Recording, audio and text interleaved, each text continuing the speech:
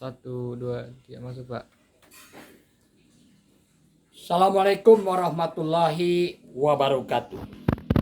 Bisa bersama Ismail Satrianto Angga Praja. Saya ingin berbicara mengenai manajemen, organisasi, dan sumber daya manusia. Segala sesuatu di dunia ini tergantung oleh manusianya. Karena manusia adalah makhluk yang berpikir. Makhluk yang berpikir itu adalah makhluk yang memiliki ideologi. Pemikiran manusia di dunia dalam mengembangkan kesejahteraan, dalam mengembangkan keadilan, itu akan berpengaruh kepada bagaimana gaya manajemen dan bagaimana orang melakukan atau membangun sebuah organisasi. Di dunia ini, ideologi atau pemikiran manusia mengenai keadilan itu dibagi dua. Yang pertama adalah yang berpikir tidak menggunakan agama, ya. Dan yang kedua adalah orang yang menggunakan agama. Orang yang tidak menggunakan agama itu dibagi dua. Ada ideologi sosialis melahirkan ideologi komunis, ada pemikiran liberal yang melahirkan kapitalis. Pemikiran liberal ini adalah pemikiran dari Max Weber. Sedangkan pemikiran tentang komunis atau sosialis itu sangat dipengaruhi oleh kebanyakan pemikiran Karl Marx. Sedangkan Islam itu pemikiran Islam, ideologi Islam. Islam itu tidak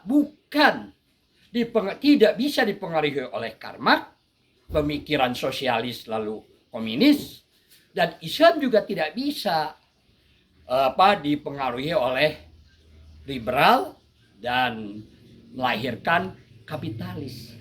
Islam ya Islam, ya, di mana sistem Islam adalah sistem zakat, yaitu pembersihan diri, pembersihan dalam segala bidang. Nah, inilah yang membedakan bahwa orang Islam itu bukan pengikut Karl Marx. Maka itu Islam komunis atau Islam sosialis ya sesat. Islam itu bukan pengikut liberal, bukan pengikut kapitalis. Maka itu sistem ya yang diciptakan oleh Max Weber, yaitu mengenai liberalisasi dan kapitalis, Islam liberal ya sesat.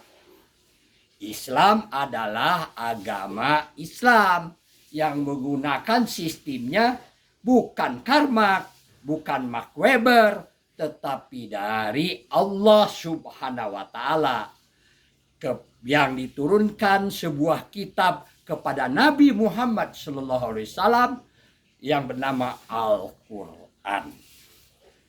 Jadi sistem Islam adalah sistem Qurani. Maka itu hendaklah Al-Quran itu dibaca dari mulai Al-Fatihah sampai surat An-Nas yang terakhir. Bagaimana sekarang membacanya? Ya baca saja, jangan takut ya. Yaitu bacalah terjemahannya dulu saja ya. Dari mulai surat Al-Fatihah sampai kepada surat An-Nas. Sudah banyak terjemahannya ya. Jangan dulu ke tafsir dulu lah, terjemahannya saja. Jangan takut membaca Al-Quran ya. Baca Al-Quran terjemahannya saja. Tamatkan dulu dari surat Al-Fatihah sampai surat yang terakhir begitu ya. Nanti kalau sudah tamat, kembali lagi kepada Al-Fatihah ya, surat Al-Fatihah. Itu maka perspektifnya akan lain ya. Kalau ada yang berkesan, hafalkan bahasa Arabnya. Untuk keperluan apa? Untuk keperluan sholat, ya. Sehingga sholat itu tidak dalam keadaan tidak paham dan tidak mengerti. Sholat itu harus paham dan mengerti. Maka itu kalau ada bacaan Al-Qur'annya yang berkesan, terjemahannya, hafalkanlah Arabnya. Untuk keperluan apa? Keperluan sholat. Supaya sholat tidak dalam keadaan bodoh, dalam keadaan tidak dimengerti. Ya. Lalu untuk apa lagi? Untuk keperluan menyampaikan kepada orang lain. Ya, karena berkesan, ini menyampaikan kepada orang lain karena dirinya sendiri melaksanakannya Al-Quran. Jangan takut membaca Al-Quran, ya. Karena kalau takut membaca Al-Quran, sehingga kita nanti terjemahan Al-Quran itu tidak mau dibaca, ya, takut salah dan sebagainya. Insya Allah Quran itu adalah mujizat dari Allah dan Allah akan membimbing kita. Jangan takut baca Al-Quran. Nah, inilah sebuah sistem. Kalau kita sudah pernah baca Al-Quran dari surat Al-Fatihah sampai terakhir, insya Allah, ya, ini akan membangun sebuah ideologi, ya, Islam, gitu. Dan kita akan paham bahwa ternyata penjelasan mengenai yang disampaikan oleh Max Weber, ya, yaitu mengenai liberal dan melahirkan kapitalis, ternyata yang disampaikan oleh Karl Marx yang melahirkan sistem sosialis dan komunis itu adalah tersesat. Jalan yang lurus adalah jalan ekonomi Islam, kesejahteraan Islam, keadilan yang diajarkan oleh Islam, yaitu mengenai sistem keadilan, yaitu melalui zakat, ya, begitu.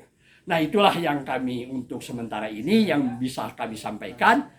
Kita tindak lanjuti nanti sistem satu persatu kita bahas, ya, supaya kita ini bisa mendalami kehidupan bahwa Al-Quran ini benar-benar pedoman untuk kehidupan berekonomi, untuk kehidupan berpolitik, untuk kehidupan berteknologi dan kehidupan apapun, bahwa agama Islam itu, Quran itu adalah nilai-nilai universal, membahas banyak hal di dunia, dan ini menjadi pedoman.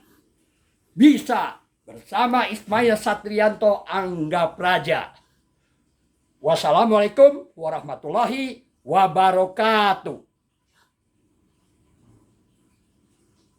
Ah, ya.